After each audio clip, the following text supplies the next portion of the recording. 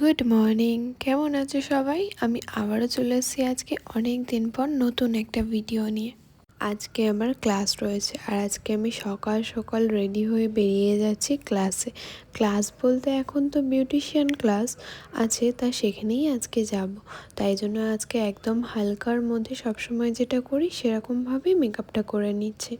এমনিতে তো আমার সকাল সকাল ঘুম থেকে ওঠাই হয় না, তবে এই ক্লাস বা অন্য কোনো কাজ থাকলে সকালে তখনই একটু না তাড়াতাড়ি ওঠা হয়।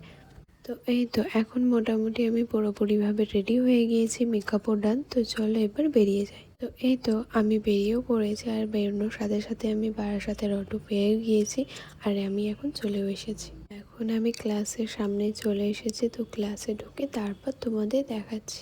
আর এদিকে দেখো, আমি ক্লাসে ঢুকতে না ঢুকতে দেখি আজকে আমার একটু লেট হয়ে গিয়েছে, যেহেতু ক্লাসটা শুরু হয়ে গিয়েছে। আর দিদি আজকে দেখাচ্ছিল ওয়াক্সিং, তো আমি যেতে না যেতে আমাকেও প্র্যাকটিসে বসিয়ে দিল। তো এখন আমি প্র্যাকটিস করছি। দেখো, ক্লাসটায় আমি ঢুকতে না ঢুকতে আজকে কতদিন হয়ে গেল ক্লাসটা আমাদের। এখন কিন্তু ক্লাসটা আমাদের অনেকটাই শেষের পথে, আর কটা টপিকের পরে কিন্তু ক্লাস আমাদের শেষ হয়ে যাবে।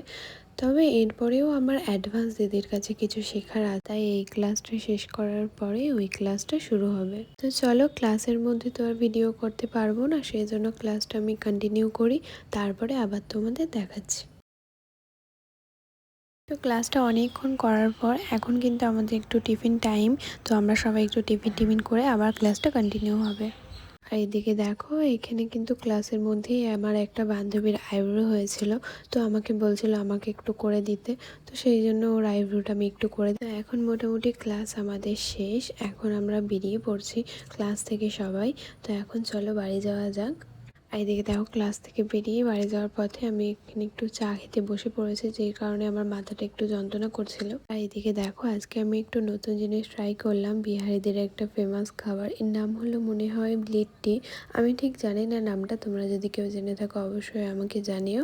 তবে সত্যি কথা বলতে আমার একদমই ভালো লাগেনি। এখন মোটামুটি ওই সন্ধ্যে 6টা মতো বাজে। বাড়ি এসে খেয়ে রেস্ট নিয়ে আমি আর বেশি লেট করিনি। অ্যাকচুয়ালি আমি আজকে যাব একটু টিটাগড়, আমার কিছু জিনিস নেওয়ার আছে। তো সেই জন্য আমি আজকে বেরিয়ে পড়েছি। রেডি হয়েছি বলে বাড়ি গিয়ে ফ্রেশ হয়ে ড্রেসটা চেঞ্জ করেছি, আর তবে মেকআপটা রিমুভ করিনি, ওই মেকআপেই রয়েছে। তো চলো এখন যাওয়া যাক টিটাগড়। এখন রয়েছি ট্রেনে, মিনিমাম একটা সময় লাগে টিটাগড় যেতে। তো এই তো টিটাগড় স্টেশনে এখন আমি চলেও এসেছি। তোমাদের এর আগেও আমি বলেছি যে আমার বাড়ি থেকে ট্রেন লাইনটা অনেকটা কাছে, সেজন্যই আমি ট্রেনে যাতায়াত করি বেশি। অনেকেও জিজ্ঞেস করো যে তুমি এত ট্রেনে কেন ট্রাভেল করো। তো আমি ট্রেনে যাতায়াত করি এই কারণেই, কারণ আমার বাড়ির একদম পাশ দিয়েই ট্রেন লাইন, সেজন্যই আমার মনে হয় ট্রেনটাই বেশি বেটার।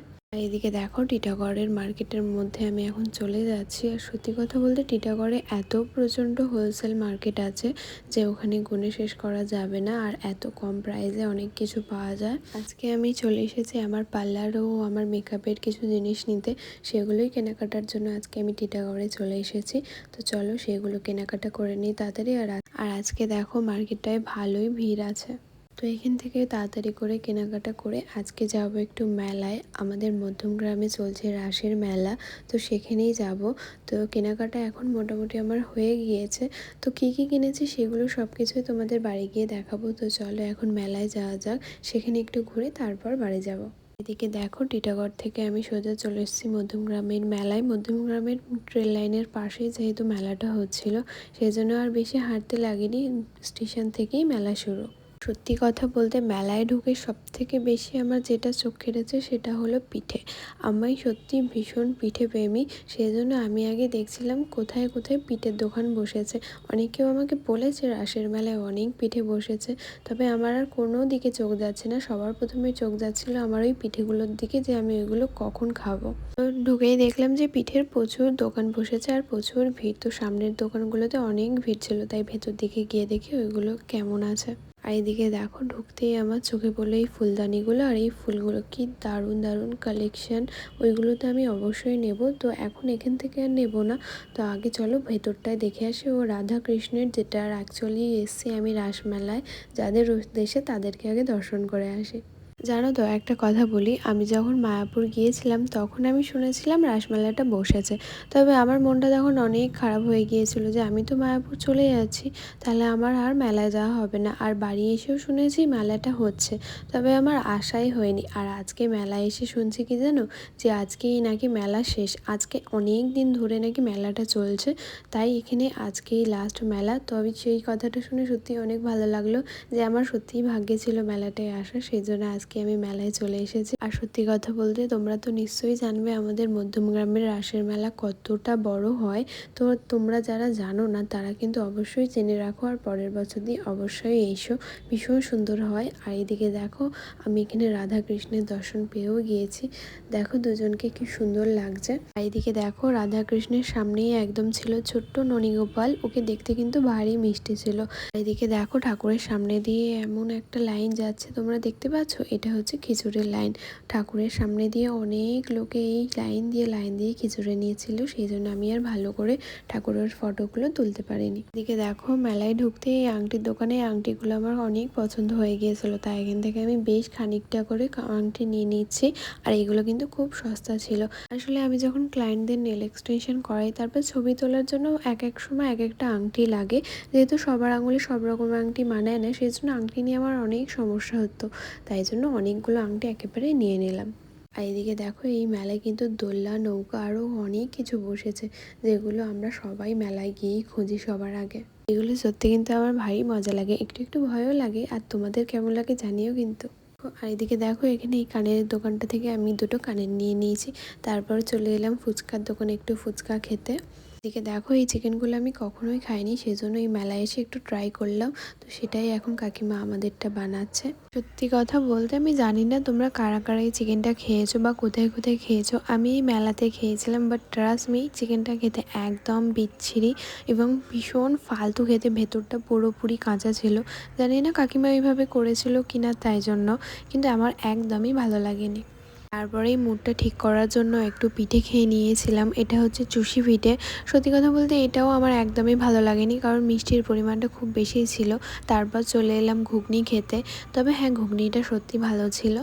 মেলায় ঘুরে টুকটুক করে এটা ওটা সেটা অনেক কিছুই কেনা হয়ে গিয়েছে, এখন বাড়ি যাওয়ার পালা। তো চলো এখন বাড়ি যাই, বাড়ি গিয়ে তোমাদের সব কিছু দেখাবো যে কী কী কেনাকাটা করলাম। তো চলো বাড়ি যাওয়া যাক।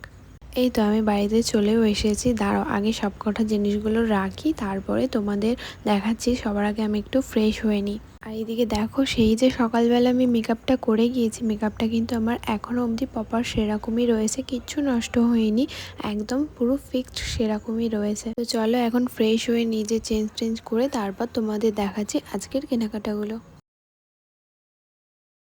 এই তো আমি ফ্রেশ হয়েও নিয়েছি, তবে মেকআপটা রিমুভ করলাম না। চলো আগে তোমাদের কী কী কেনাকাটা করলাম সেগুলো দেখে নিই, তারপরে মেকআপটা রিমুভ করব। তো চলো এখন আমি সব জিনিসপত্র নিয়ে এখন বসে পড়েছি, একটা একটা করে তোমাদের দেখাই যে আজকে কী কেনাকাটা করলাম। তো সবার আগেই চলো দেখাই তোমাদের এই কাপগুলো। এই কাপগুলো বেশি আমার ভালো লেগেছিলো, তাই আমি অনেকগুলো নিয়ে নিয়েছি। এখানে আমি 5টা মতো কাপ নিয়ে নিয়েছি, কারণ আমার কাপের অনেকগুলো প্রয়োজনও ছিল, আর কাপগুলো বেশ সুন্দরও ছিল দেখতে।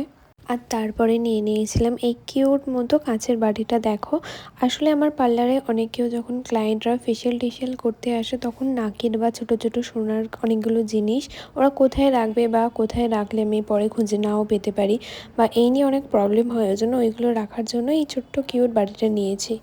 আর দেখো তারপরেই নিয়েছি এই বাঁশের এই ফুলদানিটা, আমার ভীষণ ভালো লেগেছিলো এই ফুলদানিটা, তাই এই ফুলদানিটাও নিয়ে নিয়েছি। আর এই দেখো এই হলো ফ্লাওয়ারগুলো, পুরো আর্টিফিশিয়াল ফ্লাওয়ার, এইগুলো অনেকটা জাল জাল মতো নেটের, তবে আমার ভীষণ সুন্দর লাগছিলো এই ফ্লাওয়ারগুলো। আরও কটা নেওয়ার ইচ্ছা ছিল, তবে এইগুলো আমি আর বেশি নিইনি, কারণ নিয়ে আসার প্রবলেম ছিল। এত কিছুর মধ্যে ফ্লাওয়ারগুলো নেক্সট টাইম গেলে আরও নিয়ে আসবো। আর এখানে আমি নিয়েছি আমার কাজেরই কিছু জিনিস, এখানে নিয়েছি একটা আইলাইনার, নিয়েছি একটা কাজল, আর নিয়েছি রেকর্ডের একটা ফাউন্ডেশন। সেটা আমি আর এখন বলছি না, তোমাদের যদি কারোর লাগে আমাকে বলো, আমি অবশ্যই বলে দেবো। দাঁড়াও ফাউন্ডেশনটা তোমাদের একটু খুলে দেখাই। এই হলো ফাউন্ডেশনটা আমি একটু ফেয়ার টোনের মধ্যেই নিয়েছি।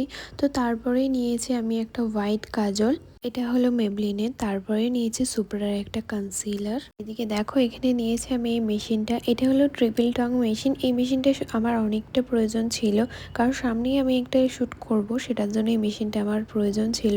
তো সেই জন্য এই মেশিনটাও নিয়ে নিয়েছি। আর এই দেখো মেলায় যে কানের দুটো দেখছিলাম, এই কানের দুটো নিয়েছি।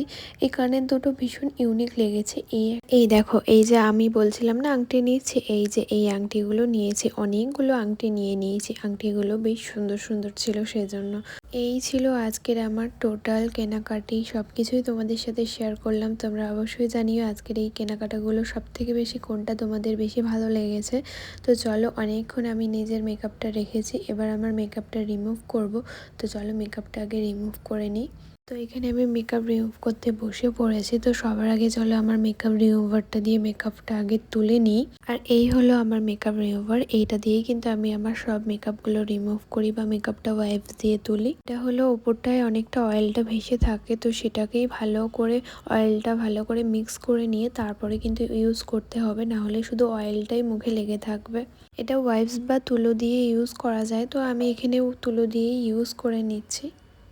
আর এদিকে দেখো এখানে কিন্তু আমি ভালো করে মেকআপটা তুলে নিচ্ছি। আর এটা কিন্তু সবার করা উচিত, কারণ মেকআপ শেষে মেকআপটা কিন্তু মুখে লেগে থাকলে বা মেকআপ রিমুভ না করলে মুখে পিম্পল বা স্কিন ড্যামেজ হতে পারে। সেজন্য মেকআপ করার তো ভালো, কিন্তু মেকআপটা তোলাটা সব থেকে বেশি ইম্পর্টেন্ট। আমি ভালো করে মেকআপ রিমুভার দিয়ে মেকআপটা রিমুভ করে নিয়েছি। এখন আমি ক্লিনজিং মিল্ক দিয়ে মুখটা ধুয়ে এসেছি ভালো করে। তো এখন মুখটা আমি মুছে নেব। এদিকে দেখো মেকআপটা তোলার পর মেকআপটা কত ফ্রেশ লাগছে। সত্যি কথা বলতে সারাদিন মেকআপ করার পর মেকআপ তোলার পর অনেকটাই ফ্রেশ লাগে। আর এখানে আমি একটু অ্যালোভেরা জেল ইউজ করে নিয়েছি, কারণ আমার যেহেতু ড্রাই স্কিন আর আমার অনেক দিন ধরেই স্কিনটা একটু ডিহাইড্রেটেড দরকার ছিল, সেই জন্য আমি অ্যালোভেরা জেলটা ইউজ করে নিচ্ছি। আর এটা কিন্তু আমি এখন ভালো করে ফেসে অ্যাপ্লাই করে নিয়েছি। আর এটা কিন্তু আমি রিমুভ করব না, কারণ এটা কিন্তু ভালো করে আমার ফেসে অ্যাবজর্ব হয়ে যাবে। তার জন্য কিন্তু খানিকক্ষণ আমাকে ওয়েট করতে হবে। আর যাদের ড্রাই স্কিন তারা যদি এরকম রোজ রাতে স্কিন কেয়ার করে তাহলে কিন্তু সকালবেলা সত্যিই দেখবে নিজের ফেসটা অনেকটা গ্লো করবে আর মুখটা অনেকটা হাইড্রেট হবে। আমার তো ভীষণই ড্রাই স্কিন, সেই জন্য আমি এটা ইউজ করি। আর সত্যি আগের থেকে এখন আমার স্কিনটা অনেক অনেক ভালো হয়েছে। এই তো দেখো ভালো করে আমার মুখে অ্যাবজর্ব হয়ে গেছে জেলটা। এখন আমি ময়শ্চারাইজার দিয়ে নিচ্ছি মুখে, এটা হলো বায়োটিকের ময়শ্চারাইজার। চলো স্কিন কেয়ার তো আমার কমপ্লিট, এবার আমি ভিডিওটা এখানে শেষ করছি। এমনিতে ভিডিওটা আমার অনেকটাই বড় হয়ে গিয়েছে। আর আজকের আমার এই সারা দিনের ভিডিওটা তোমাদের কেমন লেগেছে অবশ্যই কমেন্ট করে জানিও। তো আবার আসবো নতুন কোনো ভিডিও নিয়ে, ততক্ষণের জন্য সবাইকে টাটা।